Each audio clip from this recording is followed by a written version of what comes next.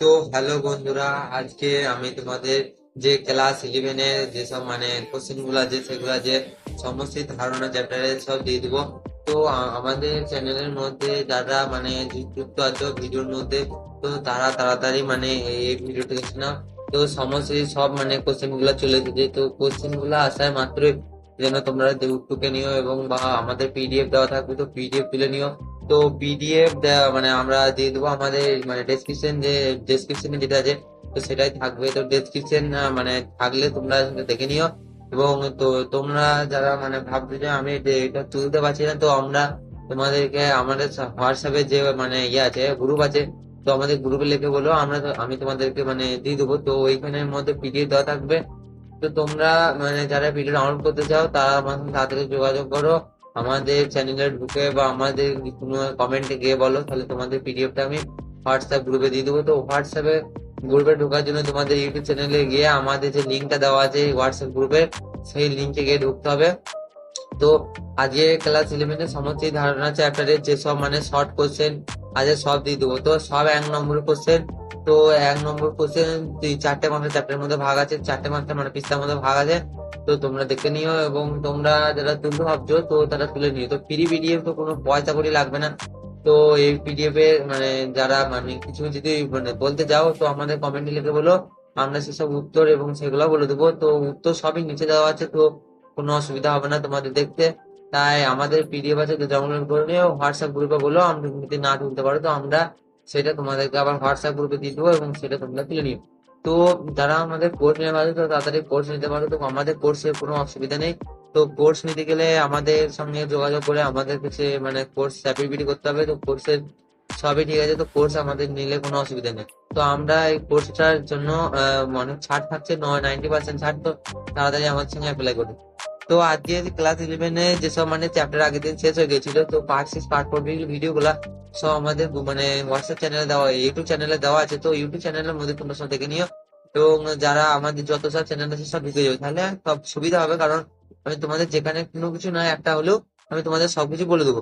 তো আমাদের এই যে কি বলবো, যে ফ্রি পিডিএফ ডাউনলোড, তো ফ্রি পিডিএফ ডাউনলোড করতে পারো আমাদের ডেসক্রিপশন চ্যানেলে দেওয়া থাকবে যে ড্রাইভের লিঙ্কটা। তো তুমি সেই ড্রাইভের লিঙ্কে গিয়ে তোমরা সমস্ত ধারণা চ্যাপ্টারের সব যে কোশ্চেন গুলো, শর্ট কোশ্চেন বড় কোশ্চেন যা আছে, শর্ট কোশ্চেন গুলো তো তোমরা তুলে তুলে দিতে পারো সব 1 নম্বরের। ওখানে ম্যাচিং ট্যাচিং সবই দেওয়া আছে, তো কোনো অসুবিধা হবে না তোমাদের। এবং নিচের তো উত্তরগুলো সব দেওয়া আছে, যে উত্তরটা হবে। তো তোমরা তাড়াতাড়ি চলো, বেশি দেরি না করে।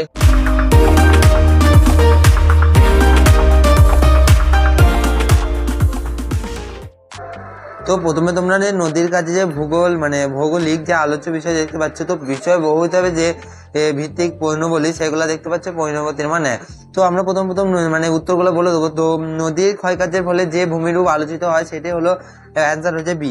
তো সেটা হচ্ছে ভূমিরূপ বিদ্যা। তো জিওগ্রাফি শব্দটি প্রথম ব্যবহার করেন এক গ্রিস পণ্ডিত, যার নাম হলো এরটোথেনিস। তারপরে হচ্ছে 3 নম্বর, ভূগোল শব্দটি প্রথম পচনশীল এটা করেন অ্যান্সার বি। তো এটা হচ্ছে অ্যারিস্টটল। তারপর হচ্ছে মৃত্তিকা বিজ্ঞানের একটি শাখার নাম হলো পেডোলজি। তো ভূগোলের স্থান শব্দের স্থান শব্দের প্রথম ব্যবহার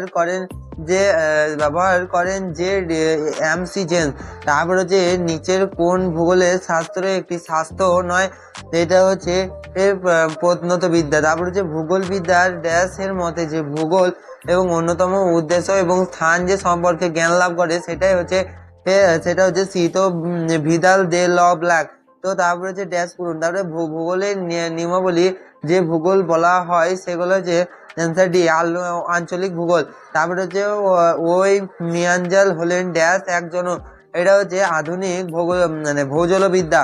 তারপর হচ্ছে ক্যাটোলজি এর নিয়ম মেনে প্রথম পৃথিবীর মানচিত্র অঙ্কন করেন, সেটা হচ্ছে টলেমি। তারপর হচ্ছে কলকাতা বিশ্ববিদ্যালয় ড্যাশ প্রথম ভূগোল চর্চা শুরু হয়, সেটা হচ্ছে ডক্টর শ্রী প্রসাদ চট্টোপাধ্যায়।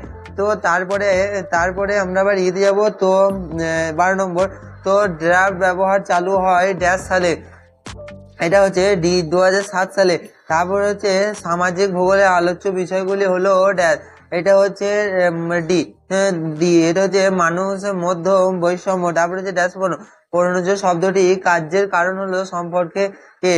কেন? তারপর হচ্ছে বাম স্তম্ভের সঙ্গে ডান স্তম্ভের মিলিত করো, এটা হচ্ছে তোমাদের উত্তরটা হবে সি।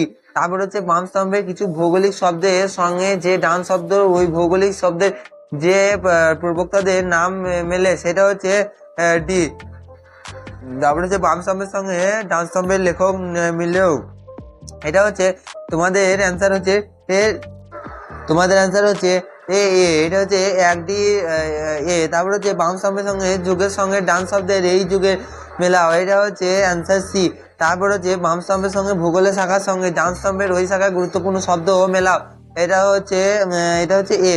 তো তারপর হচ্ছে প্রাণবলী ভূগোলের যে পৃথিবী বিবৃতি, তো কারণ হচ্ছে জল এবং প্রজনন ভূগোলের যে একটি উপাদান, সো সেটা হচ্ছে সি।